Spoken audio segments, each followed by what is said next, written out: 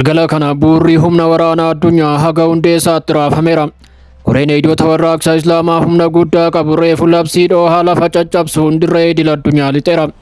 Injifannoo Doonaald Tiraamp of tuulummaadhaan labseef deebii kenneera. Ajajni olaanaan koree hidhoota warraaqsaa Impaayera Ameerikaa dirree waraana irratti guutummaatti mo'amee fi nagaaf jilbiifate akka hin kadhanne labseera. Humni kun meeshaa waraanaa taargeettii qabsiisuu himuun doorsisa sodaachisaa gadi lakkiseera. Dogoggorri Washington tokko kufaatii caccabsaa seena qabeessa ta'ee fi dugda diinaa dhaabbataadhaan cabsu ni fida jechuunis labseera. Guutummaan ba'a giddugaleessaa reefu gara maraatummaa guutuu to'annoo dhabeetti gadi bu'eera. Dambalii dhiigaa fi aarii sodaachisaa daangaa kibba Libaanos guutumatti nyaateera. Ammeenya gara jabinaa fi balaa guddaa geessisu kanaan ministeerri nageenyaa Israa'el humna guddaa qabu Libaanos guutummaa guututti gubachuu qabdi jedheera. Labsii waraanaa kuni kan noohe yeroo humnoonni Hizbollaa duula kutaa hidhannoo Israa'el guutumatti dhabamsiisanii fi taankii markaabaa sadarkaa olaanaa qabu sadi dhoosuun battalumatti ajajaa kutaa waraanaa Israa'el olaanaa ta'e ajjeesanitti. Taatee sodaachisaan kuni halkan walakkaa yeroo waraanni Israa'el gara fuulduraatti dhiibaa turetti akka ta'e gabaafameera. Loltoonni Hizbollaa sochii loltoota Israa'el hunda hordofaa akka turan ibsuun birgeedii Israa'el kana guutuu zoonii ajjeechatti jijjiiruu himaniiru. Akka tasaa samiin halkanii dhoohuun abidda ija namaa jaamsu ta'eera. Hizbollaan misaayila teekinooloojii olaanaa qabu gadhiisuun taankii Israa'el markaabaa doolaara miliyoona hedduutti tilmaamaman sadi yeroo tokkotti rukutuun cicciraniiru.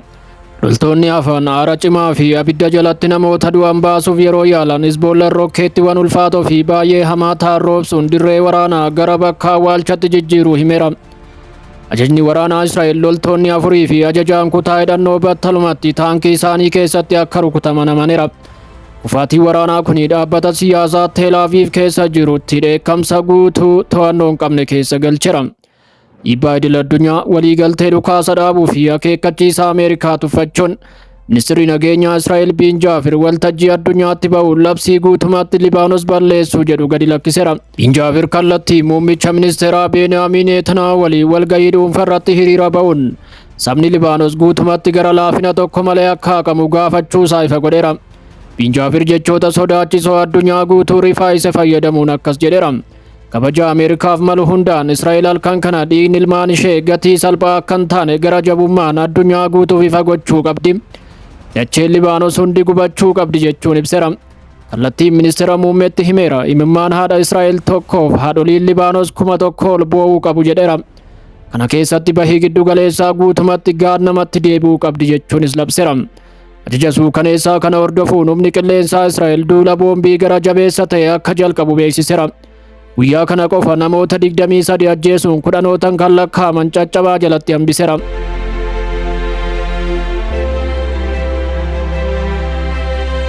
Galgala kana buurri humna waraanaa addunyaa haga hundeessaatti raafameera. Koreen hidhoota warraaqsa Islaamaa humna guddaa qabu reefu labsii dhoohaa lafa caccabsuun dirree idil addunyaa lixeera. Injifannoo Doonaald Tiraamp of tuulummaan labseef deebii kenneera. Ajajni olaanaan koree hidhoota warraaqsaa Impaayera Ameerikaa dirree waraana irratti guutumatti mo'amee fi nagaaf jilbiifate akka hin kadhanne labseera. Humni kun meeshaa waraanaa taargeettii qabsiisuu himuun doorsisa sodaachisaa gadi lakkiseera. Dogoggorri Washington tokko kufaatii caccabsaa seena qabeessa ta'ee fi dugda diinaa dhaabbataadhaan cabsu ni fida jechuunis dhaadateera. Labsii waraanaa humna guddaa qabuun ministeerota ittisaa addunyaaf ergaa rifaayisaa dabarseera. Koreen hidhoota warraaqsa Islaamaa abdii kutannaa humnoota dhiyaa guutumatti saaxileera. IRGC'n kaayyoo waraanaa Ameerikaa fi Israa'el gurraandhala 28 jalqaban irratti qoosuun weerartoonni jalqaba irratti Iraan kaartaa ammayyaa irraa guutumatti haquun gara bara dhagaatti deebisuuf kakachuu isaanii addunyaa yaadachiiseera. Haa ta'u malee rukuttaa hamaa loltoonni Islaamaa raawwataniin diinni abdii kutannaa guutuudhaan duubatti deebi'eera jechuunis ibseera. IRGC'n dhugaa wallabdee kana addunyaa guutuun haa beektu jechuun diinni dirree waraana irratti mo'ameera jechuun ibseera. Ejjennoo Iraan kaartarraa haquuf qaban irraa abdii kutachuun duubatti deebi'aniiru. Jilba keenyatti kufuun marii kadhachaa jirus jechuun dhaameera. Ajajoonni waraanaa Iraan waraana kana booda yeroo kamiyyuu caalaa humna guddaa qabaachuu isaanis beeksisaniiru. Waraana ammayyaa dhoksaa ittisa galaanaa fi misaayila baalaastikii sirrii ta'e yeroo kamiyyuu caalaa qopheessuu kan himan yoo ta'u, amma ajaja olaanaarraa sochii xiqqoo rukuti jedhu eegaa akka jiranis beeksisaniiru. Koreen hidhoota warraaqsaa addatti bulchiinsa Doonaald Tiraampiif ergaa cimaa dabarseera. Inni kakuu cabsee ammas gaafii garmaleetti gargaaramuu yoo filate yookiin akkuma kanaan dura mirga saba Iraan sarbuuf yoo yaale guutumatti badiisni isa mudata jechuun dhaadateera. Humnoonni lafoo galaana fi qilleensaa qophaa'anii dhaabbachuu himuun meeshaalee kana dura mul'atanii hin beekne gara dirree waraanaatti akka seensisuus beeksiseera. Gaafa ajajni dhumaa hoogganaa olaanarraa kennamu gaafsan diinonni iddoo itti dhokatan illee hin qaban jechuun labseera. Koreen eegdota warraaqsaa sarara abiddaa kaasuu itti fufeera. Ergaa qilleensaa kallattiin gara White House itti ergeera. Uummanni Iraan gara mormii diddaatti qubni isaanis meeshaa misaayilaa irratti maxxaneera. Gantummaan Ameerikaa kamiyyuu obomboleettii madaallii seena qabeessa ta'e walii wal argas jechuun dhaadateera. Egaa kabajamtoota hordoftoota keenya akkuma beekamu waliigaltee Iraan fi Ameerikaa gidduutti ta'een Israa'el irraa kan hafe addunyaa guutuun gammachuu keessa jira. Yaa ta'utii guyyaa irraa akkuma eegamaa ture waliigalteen isaanii Switzerlanditti ni ta'a jedhamee ture. Yaa ta'utii sababa Israa'el haleellaa cimaa Libaanos irratti gaggeessiteen akkasumas sababa Hizboollaan haleellaa cimaa loltoota Israa'el irratti taasiseen guyyaa irraa osoo milkaa'in hafeera.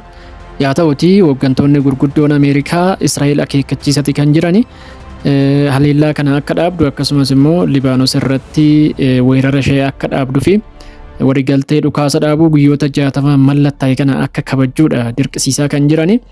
Israa'el garuu wanti kun nan ilaallatu yookaan immoo lola kana keessatti wanti buufadhe hin jiru jechuudhaan Ameerikaa jala dhaabbatteerti jechuudha. Kanarraa kan ka'e Libaanos irratti haleellaa cimaa taasisuudhaaf baay'ee dhaadachaa jiru. Ta'us garuu odeeffannoon amma ba'aa jiru akka agarsiisutti Hizboollaa fi Israa'el gidduutti waliigalteen dhukaasa dhaabuu taasifamaa jiraadha odeeffannoon ba'aa jiru. Kuni kan milkaa'u yoo ta'e waliigalteen Ameerikaa fi Iraan gidduutti mallattaa'ee ture deebi'ee akka jalqabu ni eegama. Guyyaa irraa milkoofnee guyyaa biraatti beellamni qabamee waliigaltee kana itti fufuu danda'u yookaan immoo marii marsaa lammaffaatti fufuu danda'u jedhameeti kan eegamu. Israa'el dhugaa dubbachuudhaaf waraana kana keessatti baay'ee kisaaraa guddaa keessa kan galte. Israa'el qofa miti Ameerikaanuu bu'aa Iraan qofa kabajuudhaan homaa osoo hin argatin kan baate waliigalteen niikularaa amma ganaadha guyyoota 60 kana keessatti kan mari'atamu. Yaa ta'utii Iraan haga ammaatti mirga niikulara badhaadheessurree qabattee kan jirtu. Kunis walumaa galatti olaantummaa Iraaniin akka xumuramuudha eegamaa kan jiru. Israa'el kana dura qaama shororkeessaa yookaan immoo Hizboollaa waliin hin mari'adhu jechaati kan turte. Amma garuu odeeffannoon ba'aa akka jiranitti Hizboollaa waliin dhukaasa dhaabuudhaaf waliigalteetti kan jedhudha. Kun immoo Israa'eliif baay'ee kufaatii guddaadha jechuudha. Maaliif qaama shororkeessummaadha jettee farrajjee tokko waliin yeroo dhiibbaa biyya tokkootiin yeroo waliigaltee mallatteessitu kufaatii irratti kufaatii akka ta'edha kan beekamu. Iraan guutumaa guututti humna ishee agarsiisuudhaan akkasumas immoo karaa dippiloomaasiinis yoo ta'e ejjennoo ishee qabachuudhaan guutumaa guututti injifannoo goonfachuudhaan baateetti jechuudha. Egaa kabajamtoota hordoftoota keenya odeeffannoon ammaaf qabanne kanuma sa'aatiiwwaniin booda odeeffannoowwan bal'inaan qabanne karaa oduutiin walitti deebina. Ammaaf kanuma bakka jirtan hundatti hamtuun isiniin argin jenne asumaan nagaadhaan.